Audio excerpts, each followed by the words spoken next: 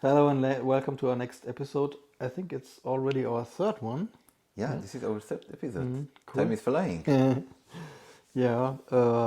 And by the way, if you like our channel, then please hit the subscribe button and put a check mark at the bell Yeah, so that's that you get important. every update. Yeah, So yeah, Rahim, you brought an interesting topic with you. yeah. Can you tell me us more about this? I would like to propose three remedies. Actually, secret remedies, I would call them, or the remedies that no one clearly and specifically tell you. Those of you who basically are in the market for landing or to nailing your desired job, right? And I would like to start with the first one.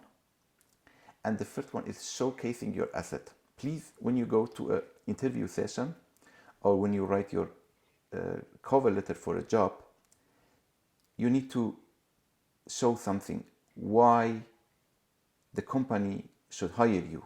You have to know the company. So please study the company, understand and figure out their pain point. That's the first step. The second step, you need to show them your value. So you need to offer your value proposition. If you hire me, what I contribute to, how I can bring your company or the area, whatever they are doing, a little further. And the last piece of this puzzle for showcasing your asset is quantifying the impact. This is really the key things. You tell them, if you hire me, I would do this and that because I know you need someone or my experience can help you to basically advance your area or advance your technology or advance your marketing strategies, whatever. And then you can give them a number.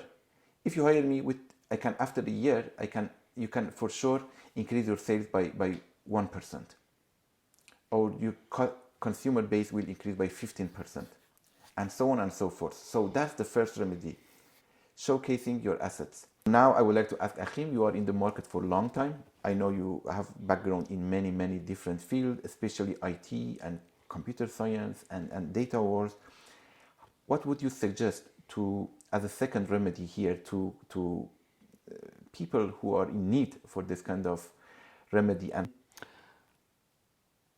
I think there's a big difference if you are just starting out or if you already have had several jobs. Of course, quite easy if you already had jobs and you hopefully have some portfolio that you can show or at least talk about in maybe in a manner that is not going to offend your former employer. So we're not going, of course, into too much detail what you did before. But then it's easy, yeah, if you can talk about your previous projects, so that your new employer can see how much experience you gained before that can be transferred to your new job. Of course, it's another situation if you're just starting out, so coming as freshly from university, then it's helpful if you had some private projects. So at least you have something like, yeah, lots of people tell you you should have a Git repo where you maybe did at least some experiments that you can show, so that with your employer you can go maybe through the code, doing a code review together with your future senior developer who might be then your team lead or something along that line. Depends, of course, on your job. What would be the possibilities for you to show? Yeah, how maybe about in other yeah, because jobs it's different what you can show. absolutely. I mean, I remember we before the recording we discussed talked about the accountability and ownership. How about that? Is it important for companies to see someone who is really as dependent as possible, although that person keeps the teamwork and team spirit as well, but doesn't need continuous supervision?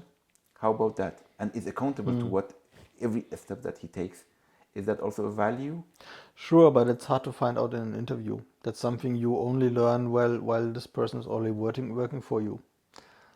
So what I would look like for in an interview is how hungry is this person? Is this someone who is really ideally burning for this topic? Yeah.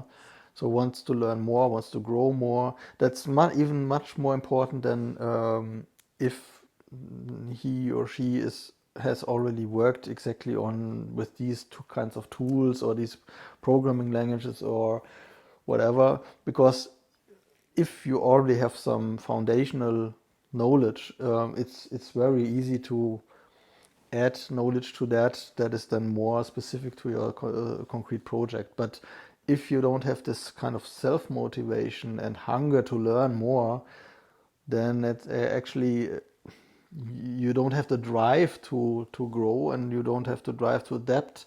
And as IT is one of the fastest growing fields or fastest changing fields, I think that's one of the crucial personal traits you have to have if you want to be successful in IT. You need to like learning new things all the time, because everything will be outdated That's half a year, or most of the things will be yeah, outdated that's quite amazing. soon. That's amazing. Thank you.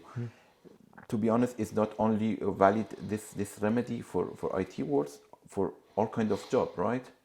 Yeah, it depends. There are Because also nowadays, jobs that are more constant. So there, it's maybe more important to learn how to do your job well, maybe like an accountant. Um, but of course, there are also jobs like a tax lawyer, where the tax law is changing all the time, and therefore, of course, you also have to adapt all the time. And yeah, definitely. And I think this I see a trend that when I look at the job advertisement, I see the trend that they say we will teach you. So when they teach you, and of course the onboarding depends on the company, sometimes is between 3 months to 1 year. And if they teach you, so you need to show the motivation. What Achim says is really fundamental. So please keep it in mind. And now is the time for the last remedy, and I would like to share with you is about effective communication. So I see that a lot of candidates suffer from the fact that they are not concise and brief when they are answering the question that interviewer asks. So please try to understand their question. Be a good listener. Listen to them, understand, grasp the question. Once you are confident that you understood the question, then answer directly to the point. And it's a tendency that you want to showcase your achievement. We are all human and we would like to showcase what we achieved. But in the interview, to save your time and their time, be to the point and try to avoid going in different direction and using indirect answers. So if you know the answer, answer it. If you don't, say I don't know it. And if you don't understand the question at first place, please ask that they repeat themselves. So these 3 remedies that I would like to again mention them. The first one was basically showcasing your assets and why you bring value to the company and why they should hire you. The second one was about the attitude, not the knowledge. So please try to show enthusiasm and excitement about the job and that you are hungry to learn. And for sure they will offer you a lot of learning and onboarding process. So onboarding support. So no worry about that. And the last one is effective communication. Try to be as precise, abstract, and concise as possible. And that was the 3 remedies that we would like to share with you. But Achim has another, how would you say it? Like a remedy on top of what we already said. and the remark. And a remark you were mentioning that more and more companies will offer you training, and it also helps you as a candidate to put yourself into the shoes of the company. If they offer you training, that's from their perspective an investment and also a risk. So now you have to think about what would you expect from a candidate to offer you that you have, as a hiring manager, have the impression that's a good investment. So this guy or girl is not running away after you have paid a lot for the training, and is using this knowledge that you gave them in the proper manner. I think this is also important to put yourself in the shoes of the people you negotiate with, and if you understand their motivation, it's often much easier to find some arguments. Yeah. Thank you. Yeah. And another cherry on the top of the cake, don't take the life so serious. If you get rejection, that's a learning. And this is why we are alive, and learning push us forward. And that's the only motivation that, at least for me, is like that. If I see learning, I keep going. Whenever there is no learning, it hinders me from everything. And please don't be disappointed. Don't forget to follow our remedies, as well as subscribe to the channel. And Yeah, of course, if you like this episode, please hit the like button. the bell. The Hit bell. Yeah, if you And hit want the to bell. get all the updates. Yeah. So thank you very much for watching our video, and please stay tuned for our next one. And I would like to say goodbye, and yeah, till next time. See you. See you.